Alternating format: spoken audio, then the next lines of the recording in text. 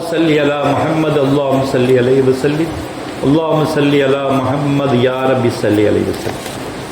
நாதம் குடும்பத்தார்கள், தோழர்கள், இமாம்கள், பெரியோர்கள், நாதாக்கள், ஷேகுமார்கள், குறிப்பாக நம்மவர்கள் அனைவர்கள் மீதும் உலக மக்கள்கள் அனைவர்கள் மீதும் அல்லாஹ்வின் சாந்தியும் சமாதானமும் கருணையும் ஈடேற்றமும் என்றென்றும் இறங்கிக் கொண்டே இருக்கட்டுமாக. ஆமீன். அல்லாஹ்வின் நல்லடியார்களே, அருமை பெரியார்களே, அல்லாஹ் தஆலா மனித படைப்புகளை படைத்து அவனுக்கு தேவையான வஸ்துக்களை அளித்து தன்னை வணங்குமாறு பணிக்கின்றான். அப்படி தன்னை வணங்க கட்டளையிடும் பொழுது சில மாதங்களை அதிகப்படியான நன்மைகளை அள்ளித்தரும் மாதங்களாக அல்லாஹ் தஆலா நமக்கு வழங்கியிருக்கின்றான். இதே போல ஒரு சீசனில் வியாபாரிகள் அதிகமாக விற்று தீர்க்க வேண்டும், ஒரு விழாவில் அதிகமாக தன்னுடைய கொள்முதல்களை விற்று தீர்க்க வேண்டும், அப்பொழுதுதான் வருடமும் நமக்கு லாபங்கள் அதிகமாக வரும் என்ற நோக்கத்தோடு செய்வார்கள் அல்லவா? அதைவிட பன்மடங்கு, அதுக்கு ஈடே ஆகாத ஒரு பன்மடங்கு அளவு அல்லாஹ் தஆலா இந்த 4 மாதங்களையும் அதிகமான நன்மைகளை வாரி வழங்கக்கூடிய நன்மைகளை அள்ளித்தந்து இந்த 6 நோம்போடு அல்லாஹ் தஆலா முடித்து விடவில்லை. இன்னும் துல்காதா, குல்ஹஜ்ஜி என்று தொடர்ந்து நமக்கு நன்மைகளை வாரி வழங்கக்கூடியவனாக இருக்கின்றான். ஆனால் மனிதர்களில் நன்மைகள் செய்யக்கூடியவர்கள், நன்மை செய்யாதவர்கள் என்று பல பாகுபாடுபடுத்தி பார்த்தால் மனிதர்களில் பலர் புனிதமான குணங்கள் உள்ளவர்களாக இருக்கின்றார்கள். புண்ணியமான செயல்களால் உயிர்களிடத்தில் கருணை உள்ளவர்களாக இருக்கின்றார்கள். மற்றவரிடத்தில் பொறாமை கொள்ளாத, பொறுமை கொள்ளக்கூடிய, கோபத்தால் தன்னுடைய கட்டுப்பாடை இழக்காத, பொறுமை கொள்ளக்கூடிய, நற்செயல்களால் ஆர்வம் காட்டக்கூடிய, நலம் விசாரிப்பதில் உட்பட மன தூய்மையான செயல்பாடுகளை ஒவ்வொரு மனிதர்களும் வளர்க்க வேண்டும் என்று இஸ்லாம் அழகான முறை கோடிட்டு காட்டுகின்றது. ஏனென்றால் நன்மையில் பேராசை கொள்ளலாம், நன்மையில் பொறாமை கொள்ளலாம். அந்த பொறாமை அடுத்தவர் செய்யக்கூடிய நன்மையை கெடுத்துதான் செய்ய வேண்டும் என்பதல்ல. பொறாமை எப்படிப்பட வேண்டும்? அவர் 10 மிஸ்கின்களுக்கு உணவு கொடுத்தார் என்றால் நாம் 20 மிஸ்கினுக்கு கொடுப்போம். அந்த அளவுபட பொறாமை அது. ஆனால் கெடுத்துவிடக்கூடாது. நன்மையான பொறாமை, தீமையான பொறாமை இருக்கின்றது.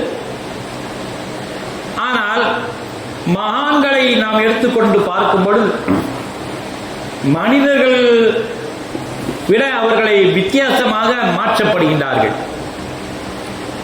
இறைவனுக்கு எவ்வாறு எது பிடிக்கும், எந்த செயல்பாடுகள் பிடிக்கும், எந்த எண்ணோட்டங்கள் பிடிக்கும், எந்த நன்மைகள் பிடிக்கும், எந்த செயல்பாடுகள் பிடிக்கும் என்பதை ஆராய்ந்து அதை மட்டும்தான் செய்யக்கூடியவர்களாக மகான்கள் இருக்கின்றார்கள். ஆகவே தான் மனிதர்களை விட மகான்கள் உயர்ந்து நிற்கின்றார்கள். இந்த 4 மாதம் மட்டுமல்ல, இந்த 4 மாதங்கள் மட்டும்தான் நன்மை செய்ய வேண்டுமா? இது நம்மை போன்ற சராசரியான மனிதர்கள் செய்யக்கூடிய செயல்பாடு.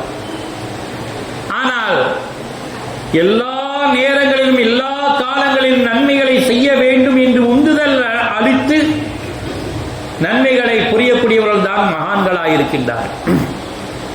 அப்படி உயர்ந்து நிற்கின்ற எண்ணற்ற நபிமார்கள், சோதாக்கள், சாலிஹீன்கள், சித்திகீன்கள், நபிமார்கள், அவுலியாக்கள், இந்த ஏகப்பட்டவர்கள் இருக்கின்றார்கள். அப்படி வரிசையில் பார்க்கும்போது ஆண்கள் மட்டுமா, பெண்களும் போட்டி போட்டு நன்மைகள் செய்யக்கூடியவர்கள் ஏராளமாக இருக்கின்றார்கள். அதில் ஹலரத் மரியம் அலைஹிஸ்ஸலாம் அவர்களுடைய வாழ்க்கை வரலாறை எடுத்து பார்க்கும்போது பெண் இனத்திற்கே முன்மாதிரியாக அவர் திகழ்ந்து கொண்டிருக்கின்றார்கள். ஹன்னா பிந்தி பகாதா என்ற அவருடைய தாயார் ஹன்னா அலைஹிஸ்ஸலாம், ஹன்னா அவர்கள் என்ன செய்கின்றார்கள்? இறைவனை வேண்டிக் கொண்டே இருக்கின்றார்கள். எனக்கு ஒரு குழந்தை பாக்கியம் இல்லை, குழந்தை இல்லை. இறைவனை அனுதினமும் தியானம் செய்யக்கூடியவர்கள். மரியம் அலைஹிஸ்ஸலாமுடைய அம்மா ஹன்னா இறைவனை அனுதினமும் தியானம் செய்யக்கூடியவர்கள். ஒரு நாள் மரத்தடியிலே அமர்ந்திருக்கின்றார்கள். அந்த மரத்தடியின் கிளையிலே அழகான குருவிகள் கூடு கட்டுகிறது, தன் குஞ்சுகளுக்கு உணவூட்டுகிறது, மகிழ்ச்சி உறுகிறது. ஆனால் இவர்கள் உள்ளத்திலே அதை பார்த்து மகிழ்ச்சி வர முடியவில்லை, கண்ணீர் சிந்துகின்றார்கள். ஒரு சாமானிய ஒரு குருவிக்கு கிடைக்கின்ற பாக்கியம் கூட எனக்கு இல்லையே என்று இயங்குகின்றார்கள். ஒரு குருவி அழகான கூடு கட்டுகின்றது, குஞ்சு பொறிக்கின்றது, அந்த குஞ்சுக்கு கொஞ்சி குழாவுகின்றது, உணவூட்டுகின்றது.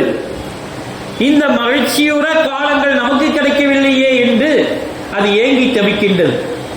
உடனே ஒரு நியத்து வைக்கின்றார்கள், யா அல்லாஹ், எனக்கு ஒரு ஆண் குழந்தையை ஈண்டெடுக்கக்கூடிய சக்தியை நீ அளித்தால் நான் பைத்துல் முகத்தஸில் பரிகாரம் செய்வதற்காக வேண்டி, பணிவிடை செய்வதற்காக வேண்டி நான் அந்த குழந்தையை நான் நேர்ச்சி செய்து விடுகின்றேன் என்று நியத்து வைக்கின்றார்கள். நியத்து வைத்த உடனே அவருக்கு குழந்தை பாக்கியம் கிடைத்து விடுகின்றது. சந்தோஷ பூர்ப்பில் இந்த குழந்தை அழகான முறையை வளர்த்து பைத்துல் முகத்தஸுக்கு ஹதியாவாக கொடுத்து விட வேண்டும், காணிக்கையாக கொடுத்து விட வேண்டும் என்று நியத்தோடு சந்தோஷமாக இருக்கின்ற வேளையிலே அவர்களுக்கு என்ன குழந்தை பிறக்கின்றது? பெண் குழந்தை பிறக்கின்றது. உடனே யா அல்லாஹ், ஆண் குழந்தைக்கு இருந்தால் இந்த பள்ளிவாசலை பராமரிக்கக்கூடிய ஒரு பாக்கியத்தை அந்த பிள்ளை பெற்றிருக்குமே, பெண் குழந்தை ஆயிற்றே, நான் என்ன செய்வேன் என்று ஏங்கி தவிக்கின்றார்கள். உடனே அந்த குழந்தைக்கு இன்னி சம்மைத்துஹா மரியம், மரியம் என்று அந்த குழந்தைக்கு பேர் சுட்டி மகிழ்கின்றார்கள். இன்னும் அடுத்ததாக துஆ கேட்கின்றார்கள், இன்னி உஈதுஹா பிக வ துர்ரியத்தஹா மினஷ் ஷைத்தானிர் ரஜீம் என்று துஆ கேட்கின்றார்கள்.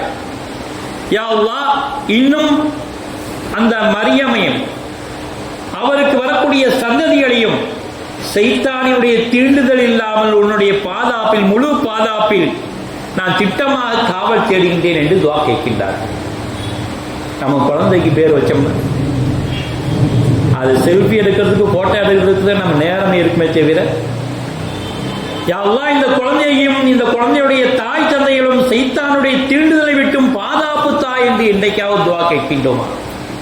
அனுதினமும் கேட்க வேண்டும் என்று பெருமானார் ரசூலுல்லாஹி கரீம் ஸல்லல்லாஹு அலைஹி வஸல்லம் கற்றுத் தருகின்றார்கள். குழந்தைகள் அடம்பிடிக்கின்றன, கேட்டதெல்லாம் கொடுக்க முடியல, அதுக்கடுத்து அடம்பிடித்து அவர் குணமே மாறி போய்விடுகின்றது என்று நாம் அங்கலாய்த்துக் கொண்டிருக்கின்றோமே. குழந்தைக்கு அழகான பெயரை சூட்ட வேண்டும். இன்று எப்படி ஆகிவிட்டது குழந்தைக்கு பெயர் சூட்டுவது விழா? தந்தையுடைய ஒரு எழுத்து, தாயுடைய எழுத்து, தகப்பனாருடைய எழுத்து, பாட்டனாருடைய எழுத்து எல்லாம் போட்டு ஒரு குழப்பி இந்த பேர்ல ஒரு பேரை தாங்க என்று சொல்லும் அளவுக்கு உலகம் முன்னேறிவிட்டது. அந்த பேர் ஒரு துவாவாக கூப்பிடுங்களே என்று சொன்னால் போதும், அதெல்லாம் கிடக்குது அலிம்சா. என் மனைவி ஞாபகமா ஒரு எழுத்து எடுத்துக்கோங்க, என் கணவருடைய ஞாபகமா ஒரு எழுத்து எடுத்துக்கோங்க, அவங்க பாட்டனார் இவங்க பாட்டனார் ஒரு எழுத்து குழப்பி ஒரு எழுத்து பேர் வரதான் பாருங்க. என்ன பேரா இருந்தாலும் சரி, நெற்ற தேடி யூதர்களும் யகூதிகளும் கண்ணா பின்னான அர்த்தமுள்ள பெயர்களை அரபி பெயர்களாக வைத்து திட்டக்கூடிய பெயர்களை எல்லாம் ஸ்டைலான பெயராக, இதுதான் இஸ்லாமிய பெயராக என்று நெட்டிலே உலாவிட்டு அந்த பெயர் தான் எங்களுக்கு வேண்டும் என்று அடம்பிடித்து பெயர் வைக்கின்றார்கள். ஆனால் மரியம் அலைஹிஸ்ஸலாம் அவர்கள் அவ்வாறு பெயர் வைக்கவில்லை. மரியம் என்ற அழகான பெயரை சூட்டி இன்னி உஈதுஹா பிக வ துர்ரியத்தஹா மினஷ் ஷைத்தானிர் ரஜீம் என்று துஆ கேட்டு வைக்கின்றார்கள். கூப்பிடுவதும் துஆ. அப்துல் ரஹ்மான், அப்துல் வதூத், அப்துல் லத்தீப் இந்த அழகான 100 திருநாமங்கள், நபியை அவர்களுக்கு 100 திருநாமங்கள், குர்ஆனிலே ஏகப்பட்ட நன்மையான திருநாமங்கள் இவ்வளவு இருக்கின்றன. கூப்பிட்டா ஒரு பரக்கத்தான பேரா இருக்கும். துஆவர் தாய் தந்தைகள் அதிகமாக கூப்பிடக்கூடிய பேர் ஒரு பரக்கத்தான பேரா இருக்க வேண்டாமா? கூப்பிட்டு நல்ல பேரா கூப்பிடணும். அன்னைக்கு துஆ, மலக்குமார்கள் சூழ இருக்கும்போது ஆமீன் சொல்லக்கூடிய துஆ அந்த பேராக இருக்க வேண்டுமே. அப்படிப்பட்ட துஆ செய்த பிள்ளை மரியம் அலைஹிஸ்ஸலாம் அவர்கள் எவ்வளவு பெரிய உயர்ந்திருக்கின்றார்கள். அண்ணா அவர்கள் துஆ செய்த குழந்தை மரியம் கேட்ட குழந்தை அல்லாஹ் அல்லாஹ் என்று திக்ர் செய்தே கொண்டே இருந்தது. அவர்கள் வயதான விட்டார்கள். தன்னுடைய சகோதரருடைய கணவர் ஜக்கரியா அலைஹிஸ்ஸலாம் அவரிடம் பொறுப்பை ஒப்படைத்து என்னுடைய குழந்தை மரியம் அலைஹிஸ்ஸலாம் அவர்களை நீங்கள் தான் வளர்க்க வேண்டும் ஒப்படைக்கின்றார்கள். மரியமுடைய நடவடிக்கையை பார்க்கின்றார்கள். யாரும் உணவு கொடுக்கல. எங்கிருந்து உணவு வருகின்றது? புது புது உடைகள் உணவுகள் வந்து கொண்டே இருக்கின்றன.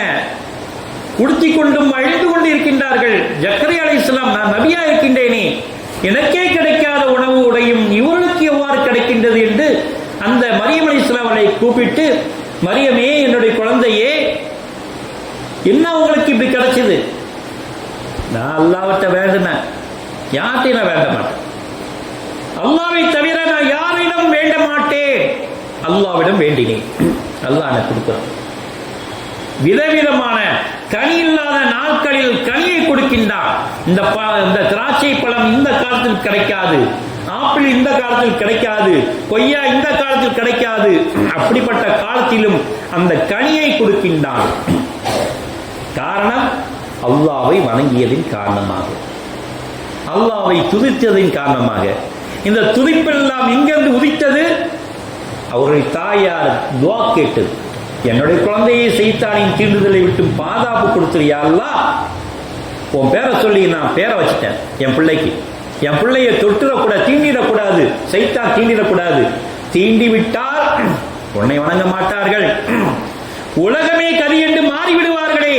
அப்படிப்பட்ட சைத்தானின் தீண்டுதல் இல்லாமல் என் குழந்தையை காப்பாற்று என்று நான் துஆ செய்த அந்த துஆ, என் தாயார் துஆ கேட்டது, இன்று வரை எனக்கு அல்லாஹ் உதவி செய்து கொண்டிருக்கின்றான். சைத்தான் என்னை தீண்ட முடியல. அதுதான் இஸ்லாமுடைய பார்வை. நம் குழந்தைகளுக்கு எவ்வாறு பெயர் சூட்டுகின்றோம், என்ன ஸ்டைலு, அது என்ன கிடைக்க போகுது? இந்த உலகத்தில் வேணா பிரபலியமா இருக்கலாம், இம்மைக்கும் மறுமைக்கும் சொல்லக்கூடிய பேராக இருக்க வேண்டாமா? அதே ஒரு வரிசையிலே ராபியத்துல் பஸரியா ரலியல்லாஹு அன்ஹா ஹிஜ்ரி 95 பஸ்ராவில் பிறக்கின்றார்கள். இப்னு அதி குடும்பத்திலிருந்து பிறக்கின்றார்கள். ராபியத்துல் அத்வியா என்று மற்றொரு பெயரும் அவர்களுக்கு கிடைக்கின்றது. மரியம் அலைஹிஸ்ஸலாம் அவர்களைப் போல இவர்கள் அதிகமாக வணங்கியதின் காரணமாக, இறைவனை வணங்கியதின் காரணமாக இரண்டாவது மரியம் என்று இவர்களுக்கு பெயர் சூட்டினார்கள் மக்கள் எல்லாம். அப்பேர் வணக்கம். எந்த அளவுக்கு வணக்கம்? ஒரு நாளைக்கு 1000 ரக்காத்தை தொழுவாமல் இருந்ததே இல்லை. ராபியத்துல் பஸரியா ரலியல்லாஹு அன்ஹா ஒரு நாளைக்கு 1000 ரக்காத்துகள் தொழுகாமல் இருந்ததே இல்லை. உடனே அபு சுஃபியான் சௌரி ரலியல்லாஹு அவர்கள் கேட்கின்றார்கள், ராபியத்துல் பஸரியாவே, அதிகப்படியான எண்ணங்கள், அதிகப்படியான நன்மைகள் கிடைக்க வேண்டும் என்ற ஆசையில் 1000 ரக்காத் தொழுகின்றீர்களா என்று கேட்கின்றார்கள். இல்லை, என்னை படைத்த ரப்பும் எனக்கு கற்றுக் கொடுத்த பெருமானார் ரசூலுல்லாஹி கரீம் ஸல்லல்லாஹு அலைஹி வஸல்லம் அவர்களும் அவர்கள் சுன்னத்தை நான் 1000 முறை தொழுதேன் என்று பாராட்ட வேண்டும். எல்லா நபிமார்களையும் அழைத்து என்னுடைய நபி முஹம்மது ரசூலுல்லாஹி கரீம் ஸல்லல்லாஹு அலைஹி வஸல்லம் அவர்கள், என்னுடைய உம்மத்தில் ஒரு பெண்மணி இருக்கின்றார்கள், 1000 ரக்காத் தொழுகின்றார், என்னுடைய சுன்னத்தை தொழுது கொண்டிருக்கின்றார்கள். இந்த எல்லா நபிமார்களையும் சொல்ல வேண்டும் என்ற ஆசையில் நான் தொழுகின்றேன் என்று சொல்லி காட்டினார். திருமணம் முடிக்கவில்லை. ஏன் என்று கேட்டால், கணவருக்கு நான் மாறு செய்தால், இஸ்லாத்துக்கு மாறு செய்தது ஆகிவிடுமே. வரக்கூடிய கணவர் என்னை தொழக்கூடாது, நோம்பு நோக்கக்கூடாது, வரலாறு மட்டுமே செய், அதுதானே இஸ்லாமிய கடமை என்று என்னால் கட்டுப்படுத்தி விட்டால் நான் என்ன செய்வது? அவருக்கு மாறு செய்ய முடியாது, நான் இறைவனை அடைய முடியாது. ஆகவே நான் திருமணம் முடிக்கவில்லை என்று சொல்லி காட்டினார். ஹஜ்ஜிக்கு சென்றால் என்ன செய்வார்கள் என்று தெரியுமா? ஒவ்வொரு அடிக்கும் 2 ரக்காத் தொழுது தொழுது தொழுது தொழுது கஅபாவை அடைவார்களாம். அவ்வளவு பயபக்தி, அவ்வளவு பெரிய. அதோடு மட்டுமல்ல, தோழிகளோடு கடற்கரைக்கு சென்று கொண்டிருக்கின்ற வேளையிலே அங்கே ஒரு காட்சியை கேட்கின்றார்கள். இறைஞானி ஹசன் பஸரி ரலியல்லாஹு அன்ஹு அவர்கள் கடலிலே தண்ணீர் மேலிலே முசல்லாவை விரித்து தொழுது கொண்டிருக்கின்றார்கள். மக்கள் எல்லாம் ஆச்சரியமா பார்த்தேன், இவ்வளவு பெரிய அதிசயமா? தண்ணீர் மேலே முசல்லாவை போட்டு தொழுது கொண்டிருக்கின்றார்கள். என்ன காரணம்? நீங்கள் என்ன விளையாடிட்டு இருக்கீங்க, பொழுதுபோக்காக நடந்துகிட்டு இருக்கீங்க, என்னுடைய தொழுகை பாதிக்கக்கூடாது அல்லவா, தண்ணீர்கிட்ட கேட்டேன் கொஞ்சம் இடம் கொடுன்ட்டு, தொழுகுங்கன்னு சொல்லிடுச்சு, நான் தொழுதேன். ஹசன் பஸ்ரி ரலியல்லாஹு தஆலா அவர்கள் செய்த செயலை ராபியத்துல் பஸ்ரி அலவியா ரலியல்லாஹு தஆலா அவர்கள் என்ன சொன்னார்கள்? அவர்கள் ஒரு ஆச்சரியமா அதே இடத்திலே செய்து காட்டினார்கள். முசல்லாவை வானத்தில் தூக்கி எறிகின்றார்கள், மேலே ஏறி நின்று தொழுகின்றார், ஆகாயத்தில் நின்று தொழுகின்றார். இது பிரம்மாண்டமான விஷயமாச்சே. தண்ணீரில் மிதக்கிறதை விட ஆகாயத்தில் தொழுவது மிக பிரம்மாண்டமான ஆச்சே என்று சொன்ன உடனே ராபியத்துல் பஸ்ரி அவர்களிடம் கேட்கும் பொழுது அவர் சொல்லி காட்டினார்கள், தண்ணீரில் மிதக்கின்றவமே அது பெரிய ஆச்சரியம் அல்ல, காலம் முழுவதும் தண்ணீரில் தொழுது கொண்டிருக்கின்ற மீன் இனத்தை பாருங்கள், அதுதான் ஆச்சரியம். நான் ஆகாயத்தில் நின்று தொழுவதே ஆச்சரியம் அல்ல, பொழுதனைக்கும் பறந்து கொண்டே தொழுகின்ற பறவையை பாருங்கள், அதுதான் ஆச்சரியம் என்று தன்னுடைய தன் அடக்கத்தோடு பதில் சொன்னார்கள் என்றால் எவ்வளவு பெரிய பாக்கியம் உள்ளவர்களாக இபாதத்தில் முன்னோடியாக இருக்கின்றார்கள் என்பதை நாம் செய்தி பார்க்கிறோம். ஆகவே எத்தனை அல்லாஹ் சொல்லி காட்டினார், ومن الناس من يشري نفسه ابتغاء مرضات الله والله رؤوف رحيم. இன்னும் அல்லாஹ்வின் திருப்பொருத்தத்தை நாடி தன்னையே தியாகம் செய்யக்கூடிய மனிதர்களிலும் சிலர் இருந்து கொண்டே இருக்கின்றார்கள்.